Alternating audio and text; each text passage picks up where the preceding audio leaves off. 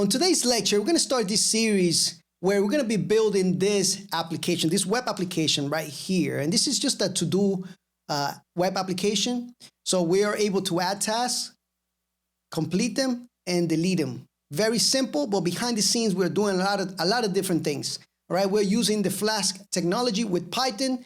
We're using SQLite. We're using HTML, of course, and we're using a lot of CSS stuff that I'm going to give you, as a matter of fact, because I don't want you guys to be writing a lot of CSS. But anyway, make sure that you have Python installed, version 3.0 and up. I'm going to have Visual Studio Code as my main editor to work with this project. We're going to make this very brief and easy. And this is for beginners, of course. If you want to jump into web development with Python, if you want to learn everything about Python, I am your guy, all right? So anyway, let's start with this project. I got an empty folder right here called Flask To-Do, all right? So we're going to start with the structure first, and then we are going to be installing some programs. As a matter of fact, let's go ahead and install some programs first, some software that we need, and then we'll play around with the structure, right? So first of all, what I want to do is I want to make sure that we have, let me deactivate, because I was just doing this other project and I deleted it and I never deactivated my virtual environment. So anyway, what I'm going to do is, first of all, first things first, let's create a virtual environment here with Python 3, of course.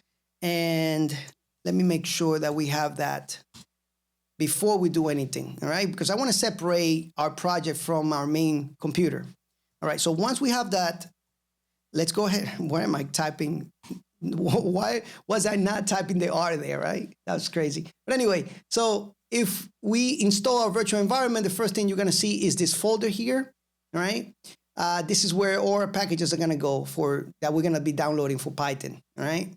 So once we have that, the first thing is activating it. So let's go inside that folder and find this file here called activate, then enter.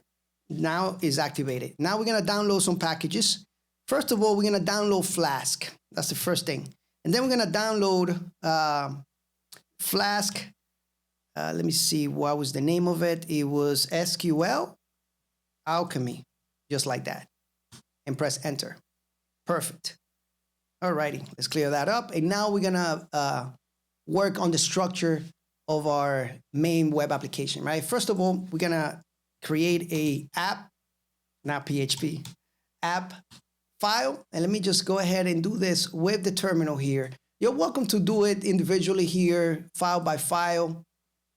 And as a matter of fact, let's do it here because I don't know if you are a beginner and you're not very familiar with the terminal, even though if you're doing Python, guys, do yourself a favor and learn some of the terminal commands. For those of you that are brand new to Flask, the framework, I have a link in the description of this video. I should have a link of a crash course for Flask, all right? This is the web framework that we are going to be using. So if you don't know anything about it, do yourself a favor, click on that link and learn the basics. It's very quick. But anyway, so I'm going to start here. Let's create a templates folder. Let's create another folder outside of that. It's going to be a sibling of that one. That's going to be static. Then inside here, what I want to do is I want to create an index right here. Let me just go ahead and create an index here, index HTML, and then we're gonna create another one. Let me just go ahead and do it here so that way you can see what I'm doing. And this one's gonna be the base. And in static, what we wanna do is we wanna have some styles there that I'm gonna give you. As a matter of fact, look for the styles in the description of this video. There should be some type of link there that you can download the styles there so that way you don't have to work on that yourself, but we're gonna do that later. Anyway, I would just wanted to work on the structure.